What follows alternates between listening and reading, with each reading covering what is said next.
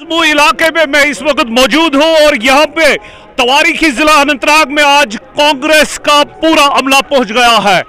जीए मीर साहब, former minister, senior Congress leader, अपने रुफका के हमरा यहां पे पहुंच गया है और मुद्दा और मकसद साफ है।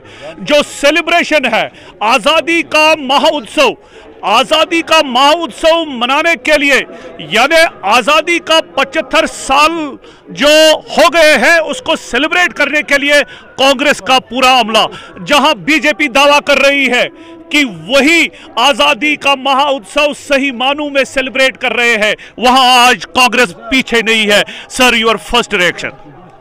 देखिए, आज खुशी की बात है कि हमारा देश भारत आज 75 साल आज़ादी के मना रहा है, जो आने वाले 5 दिन में चलेगा।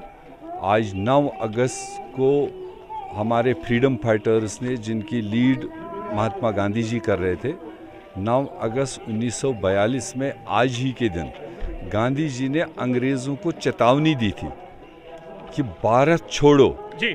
और ये फाइनल सिग्नल आज के दिन 1942 में दी, और वो सिग्नल देश ने फॉलो किया और अगले 5 साल के अंदर अंग्रेज़ों को फिर देश छोड़ के भागना पड़ा। इसलिए आज के दिन की इम्पोर्टेंस ये है कि हम आज उसी दिन को मना रहे हैं जिस दिन महात्मा गांधी ने भारत छोड़ो आंदोलन शुरू किया, और उसके बाद आज़ादी मिली काफ़ी कुर्बानियों के बाद में, और आज़ादी के 75 साल आज हो गए।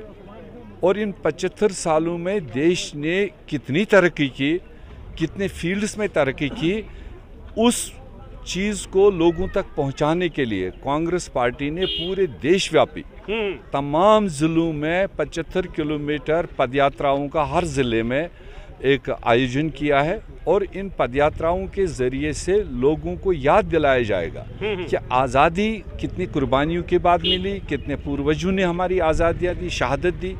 और फिर 70 साल पहले, 75 साल पहले इस देश में सुई नहीं बनती थी। आज ये देश आसमानों में बात कर रहा है। आज इंटरनेशनल लेवल पर मतलब सुपर पावर के नज़दीक ये देश माना जाता है। आपका मानना है कि कांग्रेस का कंट्रीब्यूशन है? डेफिनेटली सारे लोगों का। कांग्रेस को सबसे ज़्यादा टाइम मिला देश को बनाने का, मगर कांग्रेस के अलावा भी बहुत सारे पार्टी, बहुत सारे प्रधानमंत्रियों ने अपने अपने टाइम में योगदान दिया है। तो आज कुल मिलाकर 75 साल की अचीवमेंट्स हाईलाइट होनी है, और आने वाले दिनों के लिए एक बड़ा सपना देशवासियों को बनाना है कि ये देश और आगे जो कमियां हैं, जो 70 साल में हम कर पाए, पंडित जवाहरलाल नेहरू कर पाए, इंदिरा गांधी जी कर पाए, और अटल बिहारी वाजपेयी कर पाए, मनमोहन सिंह जी कर पाए, और जितने भी इस बीच में रहे हैं जिनको ज़्यादा टाइम मिला है, उन्होंने देश को एग्रीकल्चर में, इंडस्ट्रीज़ में, एम्प्लॉयमेंट में, रेलवेज़ में, पोर्ट्स में, एयरलाइंस में, साइंस एंड टेक्नोलॉजी में, इंफॉर्मेशन टेक्नोलॉजी में, इंटरनेशनल अफेयर्स में देश को बहुत आगे बूस्ट किया। मीर साहब, यहाँ पे पूछना चाहूँगा, सर इतनी बड़ी पार्टी, इतना बड़ा विजन, इतना बड़ा कंट्रीब्यूशन, सर कांग्रेस आज बैक स्टेप पे है, क्या आपको लगता है मजबूती से आने की ज़रूरत है? आज ये बात डिस्कस करने का वैसे दिन नहीं है। जी जी। चूँकि आप देख रहे हैं जिस खुशी के साथ में एक फॉर फ्लंग एरिया में, जी जी, ये कोई मैनेज्ड लोग नहीं है। जी जी, ये इसी गांव के जो साथी हैं, यहाँ से हम शुरू कर रहे हैं। ये 6 दिन की यात्रा थी जिसको एडमिनिस्ट्रेशन ने किसी वजूहत पर 3 दिन का बना दिया। जी जी, और हमने एग्री किया। जी जी, 3 दिन के अंदर हम जिले अनंतनाग में जगह जगह करीब 100 गांवों को टच करेंगे और कोशिश करेंगे लोग इस महाउत्सव में जुड़ें, 75 सालवें इस सेलिब्रेशन में जुड़ें। ये हमारा प्रथम टारगेट है। आप इस मौके पे कांग्रेस का कंट्रीब्यूशन याद दिलाते हैं कि पूरे मुल्क का? यस, नहीं, हम तो कंप्लीट मुल्क कितना आगे बढ़ा, और कॉमन सेंस की बात है। जो लोग कल तक कहते थे कि 70 साल कुछ नहीं हुआ, जी जी जी, और अगर 70 साल कुछ नहीं हुआ तो सुई बनाने से आज आसमानों में बातें हो रही है। ये पीरियड आम लोग भी जानते हैं और आज याद दिलाने की भी जरूरत है। शायद वो लोग भी आज समझ रहे हैं जो कह रहे थे 70 साल कुछ नहीं हुआ। अगर कुछ नहीं हुआ होता तो लाखों करोड़ की संपत्ति वो बेच नहीं सकते थे जो इस देश ने बनाई थी। जो कांग्रेस ने बनाई थी, हमारे प्रधानमंत्री ने बनाई थी, और आज की सरकार उसको बेचने में लगी है। तो अगर बनाई नहीं होता कुछ तो बेचते क्या? आज पोर्ट्स की बात कीजिए, एयरपोर्ट्स की बात कीजिए, रेलवेज की बात कीजिए, बड़े बड़े इंस्टीट्यूशंस की बात कीजिए, ये तो तिनका तिनका हमारे पूर्वजों ने बनाया इस देश को। रेलवेज, हाईवेज जो आज आउटसोर्स किए जा रहे हैं दोस्तों को, ये तब वो आउटसोर्स कर रहे हैं जब तिनका तिनका ये बना है। और आज सबसे बड़ा चैलेंज है कि जो हिंदुस्तान में भाईचारा, हिंदू, मुस्लिम, सिख, ईसाई, जो हमेशा सदियों से यहाँ चला आ रहा था, उसको ज़ख्म पहुँचाने की कोशिश की जा रही है। उस भाईचारे को कांग्रेस इस वक्त सड़कों पर है, उस भाईचारे को कायम रखने के लिए।